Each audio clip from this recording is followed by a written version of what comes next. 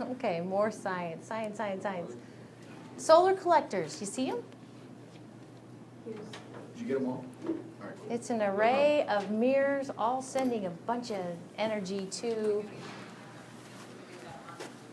that one thing, Abengao solar. I don't know why we don't do more with solar. Well, some who are suspicious would say that the fossil fuel industry is kind of crushing some of this, and I don't know. Yeah. So this actually is a good way to start this chapter because we're going to talk about the sun and the sun sending all this energy to us. Some of it's light, some of it's heat, some of it's stuff that would kill us, like the sun's out to kill us, right? Okay, you kind of get the idea.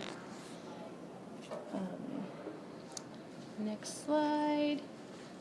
There we go. So a couple of extremes here, the tropics versus the poles, right?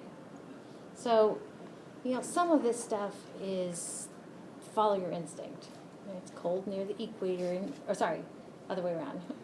It's cold near the poles and warm near the equator, but we're going to talk more about why that is. That would be by varying by what we call latitude. And I've got a handout to kind of show you that. So do you guys remember how this all works? As you would get near to the middle of winter or this winter solstice, December 21st, December 22nd, the sun, it gets lower and lower on the horizon at noon. Okay, now it's starting to get higher and higher in the sky, okay, at noon. So just to kind of get that thought going, actually, with regard to latitude, and I have a figure. Let me go ahead and hand this out. You guys remember latitude is how far you are from the equator? So we're in the northern hemisphere. We are 40 degrees north of the equator. Okay, so it's kind of nice, like they made this figure just for us.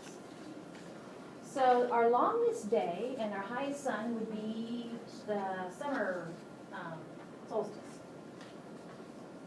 And our shortest day, our lowest sun would be the winter solstice. About 6 months apart.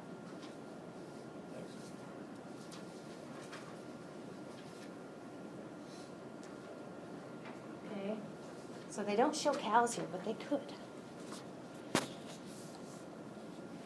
Okay, so we have June 21st or 22nd, December 21st, 22nd. Okay, our two solstices. When are the equinoxes? What time of year? What month are they? When is the one in the spring? What month is it in? March. It's in March. Mm-hmm. It's like, when does spring begin? Is that when we spring forward and fall back? No, that's like close. It's around that time, though. It is? It's around that time. But this falls on a particular date, and the whole daylight savings time always happens on a Sunday, right? Or something. Okay. Saturday, Sunday. But, so the equinoxes, the spring equinox is March 20th, 21st-ish. When is the one in the fall? What month is it? September. Mm-hmm. September, and they're all about the same time. If you put 20th, 21st, you can catch everything. Okay? So these are the equinoxes, and I have a slide to kind of show you, summarize all of these. But the reason they're called equinoxes is that, I'll pull the globe here, is that all latitudes have equal sunlight, and that sunlight is 12 hours. So all latitudes have equal sunlight. 12 hours sunlight for all. I know, you can't read that. I can't read that. That's sunlight right there. So one of the things, the consequence, and it's almost like you can almost feel it when that's at noon, like around December, that low December sun at noon, you're like, dude, are you even there? And we're going to talk about why it's so low. What consequence does that have for getting us the energy? And it's great. It's a lot. Angle is where it's at. Okay, when the sun's higher at noon in the summer, that angle is larger. The small angle is bad. The large angle is good. Okay, the large angle basically gives us the most energy, and we'll see why that is. So this is the handout I gave you. You don't have it as a slide, but I just thought it was kind of helpful. So it's funny because, well, don't you think how Africa, it's weird how Africa and South America look similar. Okay, but I'm thinking Africa, aren't you? Okay. But the point here is lines of latitude that I was just talking about go, let me choose a color other than red, right? I'll choose purple. Lines of latitude start here at the equator, and then you go north latitude, okay, and then you go down here south latitude. Lines of latitude. Okay, lines of longitude are kind of, I think of it as, they're kind of, as the Earth spins on its axis, those lines of longitude are actually kind of our different time zones. Here's North America.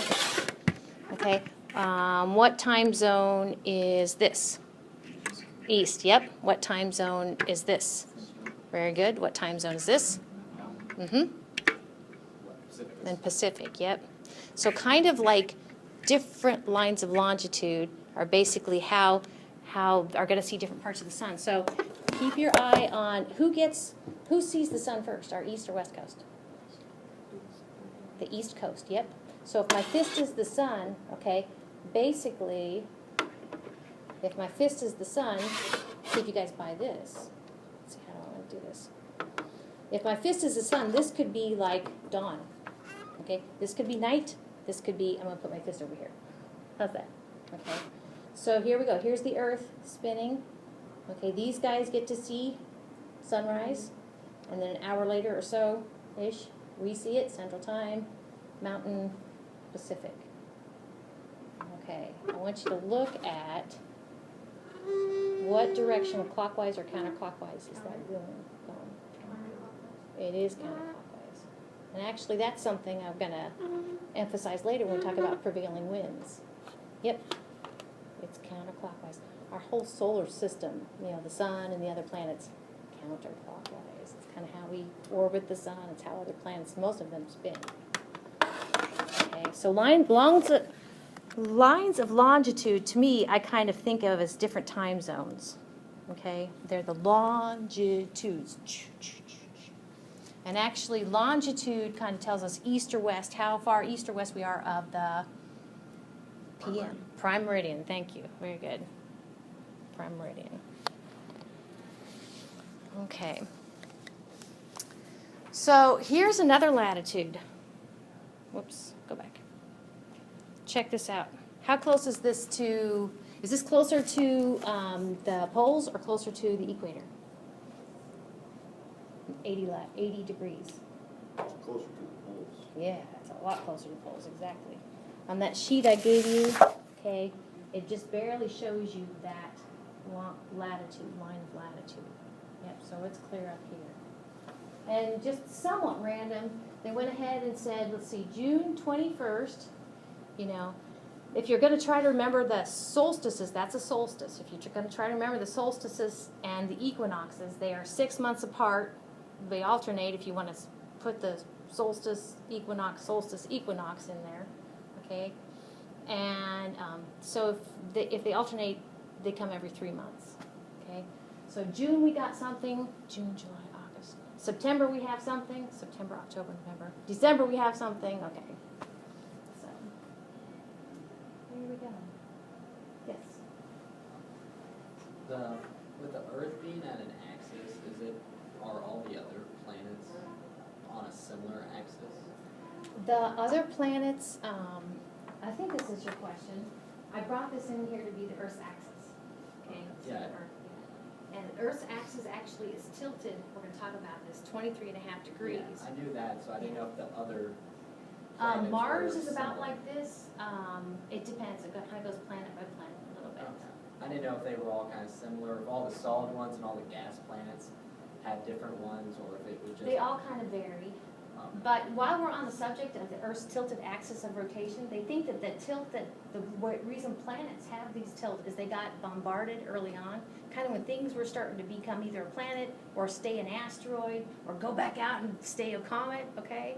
Leftovers. If it's going to be a planet, okay, it was really susceptible to being hit. And so we think that actually what makes more physical sense is as the planets started forming, they should kind of be up and down to how they orbit the sun. They should be, but that's not the way, okay? And actually they can kind of backtrack how large that impactor would have been. It would be about the size of, did I read about the size of Mars, I want to say? Okay, that was the impactor early on. So yeah, the Earth's axis of rotation is tilted. But kind of back to this, if you go back a few slides, at 40 degrees on the summer solstice, which is that day, was the angle larger than 33 1/3 for us at 40 degrees latitude? Yeah. So the same time of year at different latitudes relative to the equator, 40 to 80, you got a different angle. And I said it's all about the angle as to how much energy you're going to get from the sun. Okay. So a little bit about angle. I have 3 slides to kind of show you angle. This is like a straight up and down angle, but really it's like the biggest angle possible. Okay, so the horizon's there. Okay, the sun's here. That's 90. Okay, and that's your biggest bang for your buck. Okay, that's when you're going to get the most energy. Let's see what happens if we go ahead and start having a sun that isn't straight overhead, but a sun that is got some less than 90, okay? So this is supposed to depict us here Midwesterners. Are you like me? You get offended when they think we all grow corn? No, because we all do. Well, we all know somebody who grows corn, but that's not the point. Or you say you're from Iowa. Oh, yeah, you guys have those potatoes, right? I'm like, no, that's Idaho, I think you're thinking of. I don't know if Idaho really has potatoes or not. So already, this is called beam spreading. There's a slide to kind of say what it is. But here you have a shaft of light, but because of the angle, when that shaft of light, which is 1 unit of energy, hits the Earth's surface, it has to spread over 1.4 units. Okay, so already, when it was here, it was 1 unit, spreads over 1 unit. When it's here, it's 1 unit, spreads over 1.4. That's actually called beam spreading. And I think the next slide, maybe I have a picture of a flashlight to kind of show beam spreading. And it gets even more exaggerated. This could be the exact same day. If you go towards the poles, that sun is going to be lower on the horizon. Now again, that one unit of light has to spread over 2 units. Okay, it's just not fair. But honestly, if you're a little person down there on the Earth's surface, you know, you are definitely going to know the difference. If you had a meter to measure the amount of energy coming from the sun, it'd be what, half? You know, beam spreading. But before I move on, I want to point out the obvious. Where's the sun in the morning? Like, what's the angle of the sun? Is it kind of a small angle or a big angle? Very small. It's very small, exactly. So actually, this whole angle thing, we go through once a day, okay? So, duh, right? It's hottest when the sun's highest in the sky. Actually, though, have you ever heard, and we'll talk more about this, have you ever heard the hottest time of day is not at noon? 3 o'clock. Yeah, exactly. It's about 3 o'clock. And there's a delay, and that has to do with actually the Earth getting heated up, getting going, and re-emitting that energy. So, yeah, it's true. Okay, so here is the whole flashlight thing. And recently I got in the lab some light meter sort of thing, so I've been kind of playing around with, can it really measure a lot of light and put it at slant, and am I really reducing, you know, and if it's not 90, if it's an angle smaller than that, am I really getting less lumens? Can I show that? So I convinced myself, but not enough to come and show you. Okay, so this is beam spreading. Can you see where the oval over here is bigger? Same amount of energy hitting the board, just oozed out. Large area. Okay. So here you see the Earth's tilted axis of rotation. Okay? And you can see over here they're experiencing night, and over here they're experiencing day, and the sun is over here, right? So if we look at angles, it's all about the angle. And actually this sweet time in space, it looks like it is at the, I can tell the perpendicular here. Okay, this would actually be the winter solstice. Winter solstice for us, actually. Does this look like the southern hemisphere to you? Actually, there's going to be a name for it. Anybody know the name for that cool line of latitude? Tropic of? Cancer? Other one. Oh, Capricorn. I always think of horns on your feet. Yes, Tropic of Capricorn. And I got another handout. I just went handout heavy. Tropic of Capricorn. So what's at the 23.5 degrees north? Cancer. Tropic of Cancer, exactly. And that is such an important point, latitude, because there at the equinoxes, when it's summer in that hemisphere, that's who's getting the 90-degree thing going on. Okay? So, I know it's a lot to take in. It's almost something just to kind of mull over, I think. Okay. So, what I have over here on the side in captions is the most direct, and the most intense. That means the hottest. Okay. Well, it doesn't mean that that location has to be the hottest, but that one's getting the most energy. There's a lot of things. We're going to talk about the factors. What makes a given spot hot or cold? And this is one of the players. At this snapshot as this time of the year, you can see that we have a little bit of an angle there at the equator, and the most angle there as you go towards the poles. Doesn't cloud coverage have to do a lot with heat? That's why deserts are so hot and then it gets so cold at night because they have less cloud coverage.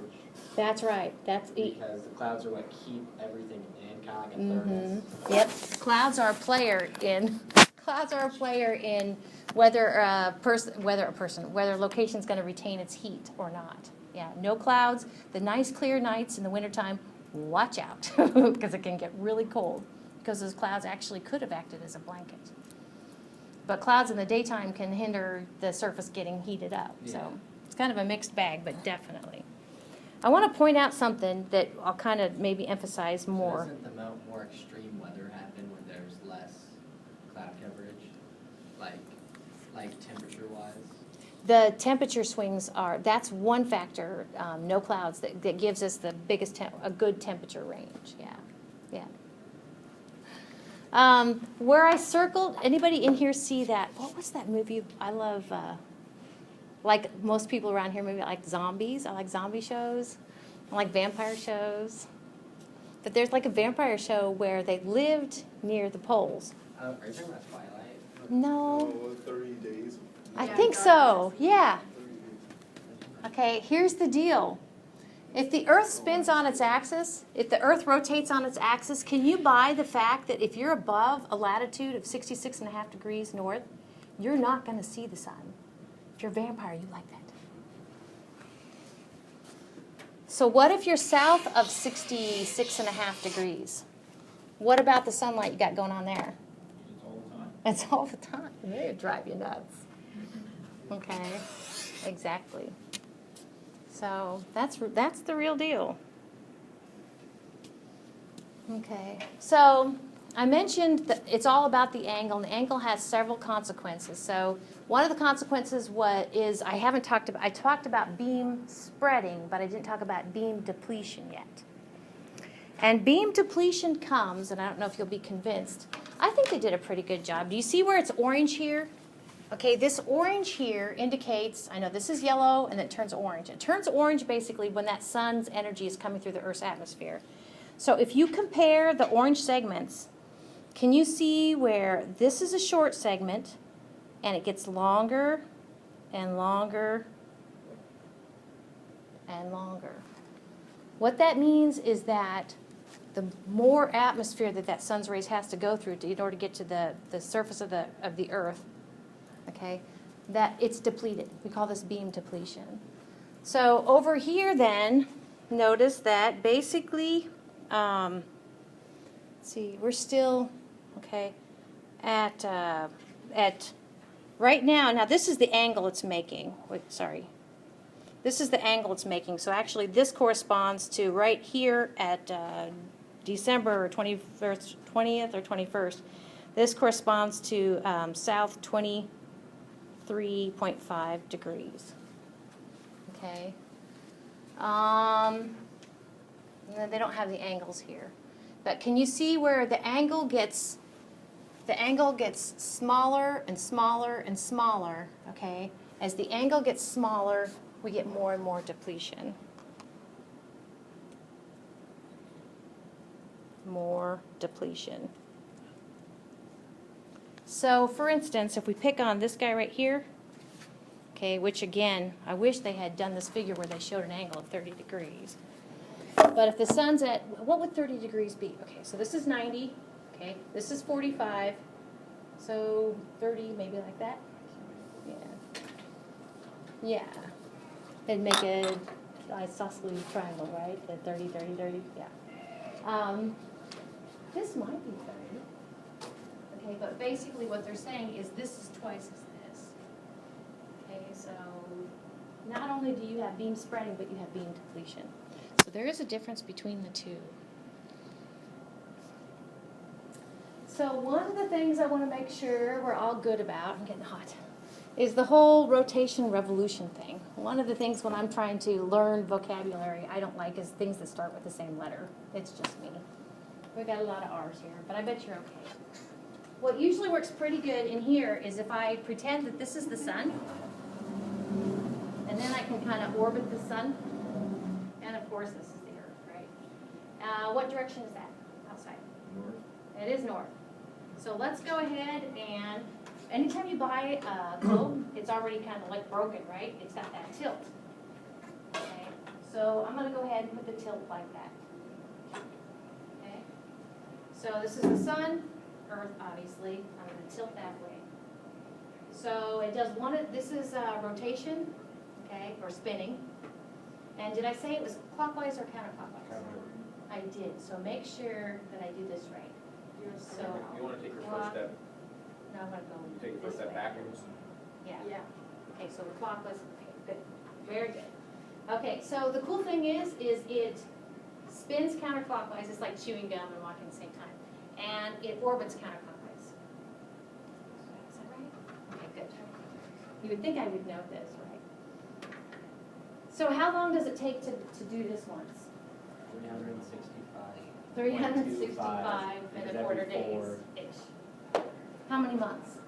12. Thank you. And if we take 12 and divide it by 4, 3. Yeah. So every 3 months I'm a quarter. All right, I'm going to start a quarter. Okay. Whoops, sorry. Okay. Did you hear where, like, the Daily Show, like Neil deGrasse Tyson visited Jon Stewart, and he got mad because Jon Stewart had the Earth going the wrong direction? Did you hear that? I'll have to try to find that clip. Okay. So we'll call this, actually, the way it works, do you see the tip? Okay, we are tilted towards the sun. And as it turns out, it's not because we're closer to the sun, but actually it's an angle thing. This is summer for us. Okay, 3 months later, okay, we're at fall equinox. 3 months later, we're at the winter solstice. Okay, 3 months later, I love this one, we're at spring. Okay, and we do it all over again, just like the summer does. Okay. But notice that I kept the, and that's why I brought the yardstick here. I just think this, but I kept this the same, kill myself with that, okay? I kept it pointed towards, what star am I pointing towards? Polaris, the North Star, very good. Yes, yes. Okay, so that's how that goes. So we have rotation on its axis, and we have revolution, or orbiting, the sun. Okay. So a few other things, and I know this isn't astronomy, but this will help, is that, and actually we had a question up here about kind of do all planets tilt like that? And it depends on if they got hit early on, okay? Mars, we kind of got excited about Mars. Mars has seasons like us. Okay, and Mars is tilted about like us. Man, a Mars winter must be awful. What's that? A Mars winter must be awful. A Mar- Longer, it's further away from the sun, so it's colder already. It's longer because the orbit's further. Yeah, Martian winter, bad. Yeah.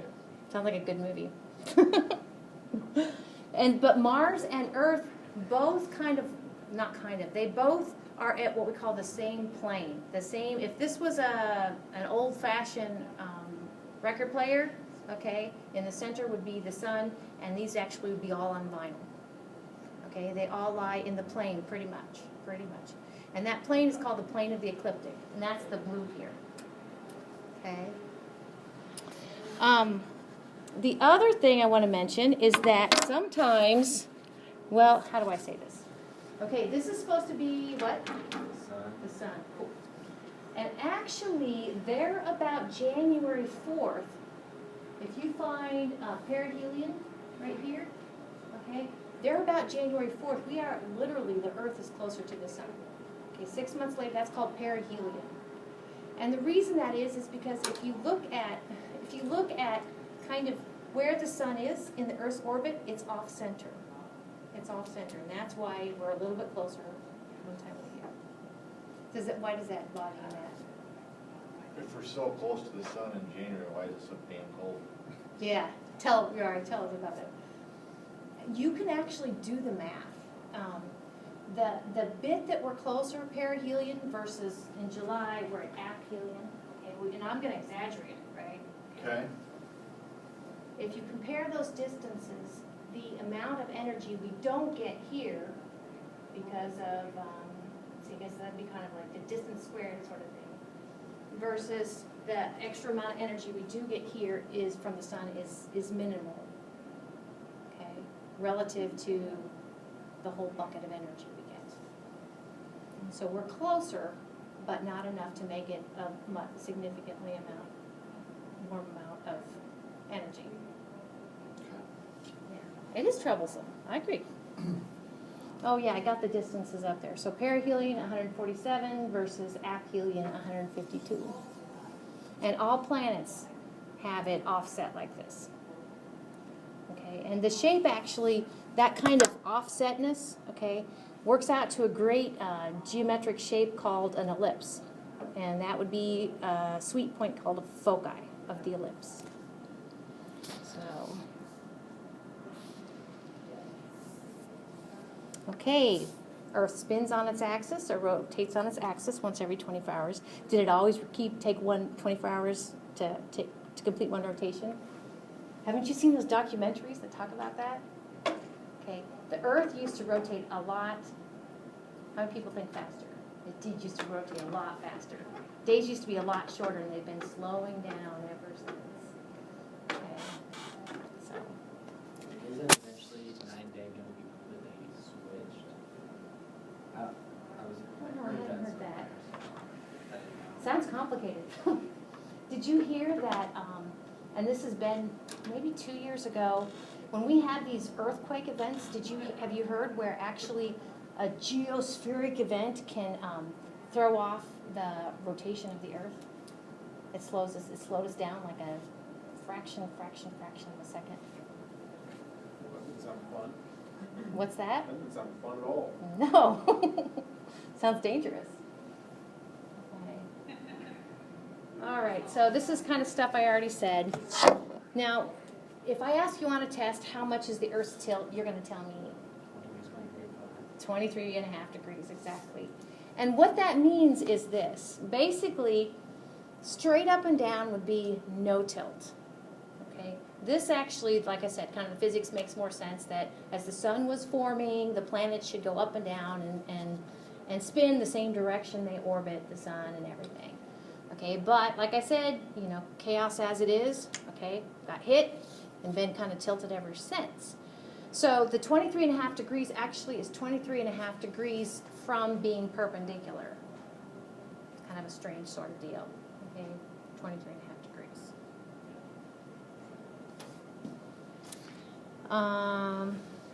Okay, so the figure I gave you, handed out, is this one right here. because I think there are some lines of latitude other than ours, which is about 40 degrees latitude north. There are some lines of latitude that are actually players when it comes to understanding seasons and all that. So, because we picked on Tropic of Capricorn for a few slides, didn't we? And we said that when does the sun have most direct rays over Tropic of Capricorn? What month and year, month and date? June? Yep, June 21st or so. Okay. And we're going to see 6 months later. What's 6 months from June? Christmas time, December, right? They're about December 20th, 21st. Then the Tropic of Cancer gets the 90-degree angle from the sun. Okay. And the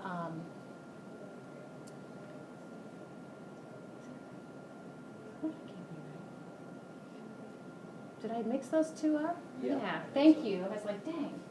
Yeah, this had to have been December 21st or 20th. Have the direct rays down here. Yeah, because when we have them, it's June.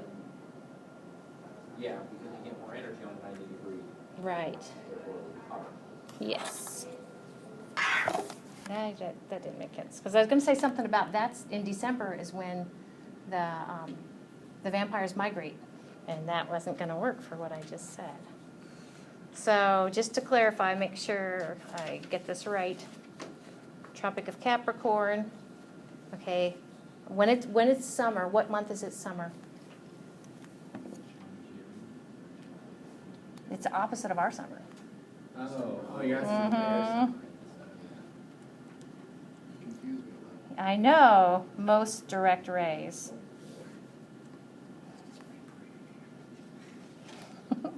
Okay, over here, when is our summer? June. Right. August, mostly. Yeah, in fact, I have a thing coming up that says, just like there's a delay in the hottest time of the day, the 3 p.m., there's also a delay when we really experience our dead dog days of summer. Okay, so they're actually delayed about a month after the most direct rays.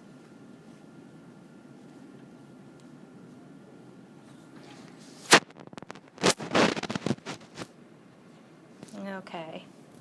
Now I have a video to play here in a minute, but let me show you the slide and then we'll play the video.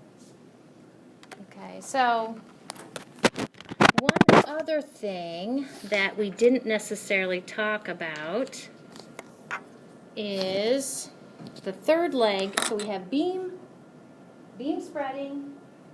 Okay, one unit is now 2 units. Beam depletion, it goes through more of the Earth's atmosphere. And the other one is the number of hours of daylight. Okay. So this actually is what I've been trying to kind of show you up here. Look, they even have north pointing the same direction. I love it when that happens. Okay? So actually this really matches up with what I've been trying to do. December, okay. March, June, September. Let's see. YouTube video. There are a lot of great YouTube videos out here, though. So, if anybody asks you why does our planet have seasons, what I'm hoping is that you can draw it back to the tilt, the Earth's tilted axis of rotation. Put another way, if our planet's axis were not tilted, is this right? Yeah. If we're not tilted, we would have the same season. It would be hot at the equator and cooler, cold when you go to the poles. But whatever season you have at that latitude, or whatever prevailing temperatures you have at that latitude, you would have it all year long. How boring is that? Go to California. Great, I like that. Yeah, everybody would migrate to the equator, I think. And go to wherever it's spring or summer. Yeah, well, it's interesting. Okay, so we talked about these 3 things. Well, solar angle, actually that would be beam spreading, basically. Beam spreading, beam depletion, and the number of daylight hours varying. So this is beam spreading, bless you. Remember where we had the flashlight when it was straight up and down versus the flashlight at a slant? Okay, and then we had beam depletion, the fact that if it's low on the horizon, it goes through more of the Earth's atmosphere. So this is beam depletion.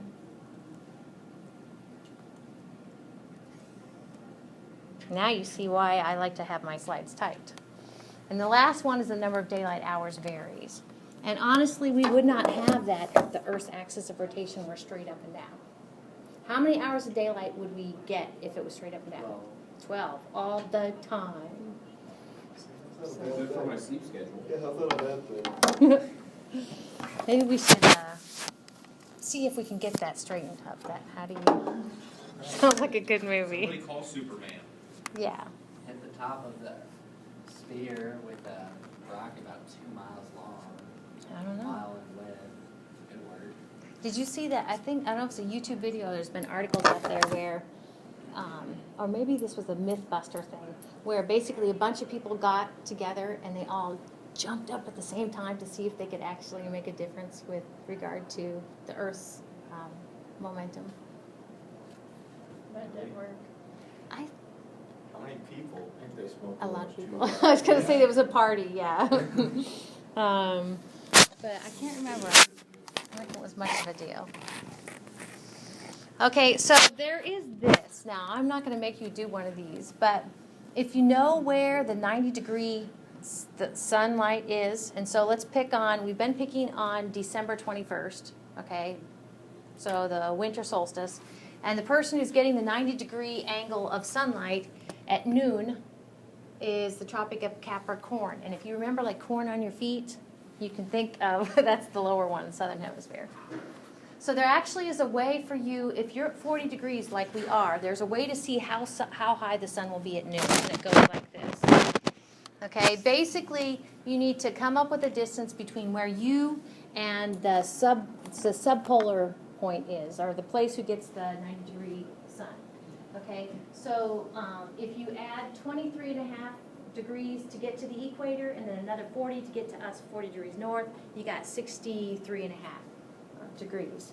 And then the last thing in order to do, to calculate it, is a little subtraction. So basically you take 90 minus that difference from you and the subpolar point, and that's how high the angle of the sun will be at noon. Okay, 26.5 degrees for us here at 40 degrees latitude. So it's a thought. Something to kind of doodle on your napkin while you're waiting for your meal. Okay. So I have a kind of a summary of this whole number of daylight hours, how they vary by season. So of course here you're looking at us having winter in the northern hemisphere, right? Okay. And summer in the southern hemisphere. This would be in December, 21st or so. And actually if you're about 40 degrees latitude, the minimum number of daylight hours we have, which is about us, 40 degrees north, is about 9 hours. Okay, and I am so glad when the days start getting longer, and that's what this is talking about. Okay. Then the other solstice, the one in June, okay, here at 40 degrees, our nice June days at our latitude's about 15 hours of daylight. Yes. Unless you're wanting to look at the stars, and it seems like it takes forever for that sun to set. Okay. And then what's the equinox one going to be? 12, across the board. Exactly. And that's what it would be like if we didn't have a tilted axis. 12, 12, 12, 12, 12. So I don't know if this is the same table that you still have, but I snagged it, a copy of it. I think it is. Yeah. There is so a typo there. There is so a typo there. So this all makes sense. This one makes sense. If we look at, and this applies to, well, I guess it's independent of hemisphere. It just says that in your hemisphere, if you're experiencing the winter solstice, okay, with regard to latitude, if you're at the equator, okay, 12 hours of daylight. If you're 40, okay, we said about 9 hours of daylight, okay. If you're at 7, let's see. Well, if you're at 60, okay, 5 hours of daylight. What if you're above 66.5? Nothing, exactly. Okay, and then this is the other solstice. In the summer, okay, the equator's still 12. So we Now- should just kind of stretch out the summer solstice thing right Yeah, down there at the bottom. here. Well, just a minute, let me finish this thought, yeah. So the summer solstice, here at 40 degrees, well, they're saying we have about 15 hours. That's what we said, wasn't it? Was it 13 or 15? Okay, 15 hours, rounded to 15 hours, that's cool. And if you're above 66.5 degrees, how much daylight do you get? 24 hours. 24 hours. But I'm here to tell you that this is what your figure says. I have no idea where they got this from. Do you? Talk about smoking something, right? Okay. So, yeah, if you want to cross that out and put 24 hours of daylight in that block, you sure can. So during the winter that solstice, makes- if you're at like 66, you have like a minute of daylight. That's a How would good that- point. Yeah, if you're just That would be south weird. of the Arctic Circle, Yeah, you have just a blip of daylight. that'd be so weird. Yeah, I think it would be awesome. Makes me want to go. Well, if it's 24 hours straight down, would that be for how long? It's 20, you got 2 months. Well, I have just one, they're saying one day. You know, this was, June 21st, 22nd. Oh, God. Just one day, one rotation. And then when the Earth starts to go around, you know, pushing towards the equinox, all bets are off. But it's got to be a gradual thing. You still figure, you know, if you're hugging the pole, you can count on those extremes. Okay. Speaking of extremes, across the board, the equator's got 12, 12, 12, 12. So just as we were talking about the desert is, oh my gosh, if it doesn't have clouds, the desert just cools down, just really cold, okay? So the desert is bad about losing its heat or heating up during the day, and that's because the nature of sand is just crazy. But the thing about the equator is it's got a constant amount of, okay? Now, I did not emphasize it, but you had on a slide. Did you have on a slide in bold insolation? Okay, so by definition, insolation is the amount of energy you're going to get. So insolation varies if you have beam depletion or beam spreading going on because of angle. Insolation varies if you have this whole daylight issue, okay? So, pretty good. So this was a little thing I put together, and it is specific for the Northern Hemisphere. Like, we haven't talked about it enough, right? Do you guys have this one? Okay. So again, the dates would be, think 3 months apart. So 4 months. Again, they're all about 21st, 22nd. Okay. Notice I have here September, the fall equinox. If you put 21st, 22nd, I'm cool with that. Because that's what I always think. 22nd, 23rd. Okay. The subpolar point means who's getting the 90-degree angle going on. Okay. So the subpolar point we talked about, at the winter solstice, that's the Tropic of Capricorn, the southern hemisphere. The summer solstice, that's our Tropic of Cancer, gets the 90-degree daylight. And then I have here what's happening if you are above the Arctic Circle, which is 66.5, not a third, 66.5 degrees north. So you see the winter, you'll get no daylight, or winter solstice, no daylight, the summer solstice, 24-hour daylight, and of course the equinox, everybody gets 12 hours. And then I went ahead and said, what if you switch hemispheres? Not the northern hemisphere, but if you go ahead and go to the Antarctic Circle, which the Antarctic Circle is there, circling Antarctica, 66.5 degrees south. Latitude, and you can see what that is. Yes. So this actually is a number of shots stitched together of where the sun is located, and this is to prove to you that the sun did not set at this location. Okay, it dipped down, but it did not set. Midnight sun. And then one last slide before we take our break. This is kind of showing you a little bit the lag between when it's astronomical season. Astronomically speaking, we kind of have these sweet points in the Earth's orbit about the sun. Okay, we have a sweet point here in December, a sweet point here in March, a sweet point here in June, a sweet point here in September. But there's that lag of the seasons, so the climatological season kind of lags behind about a month or so. Kind of the same reason that we have that lag to 3 p.m. from noon. Okay, cool. Well, let us take a break. Guess what day it is? It'll be Friday when we come back. So 10 minutes or so, and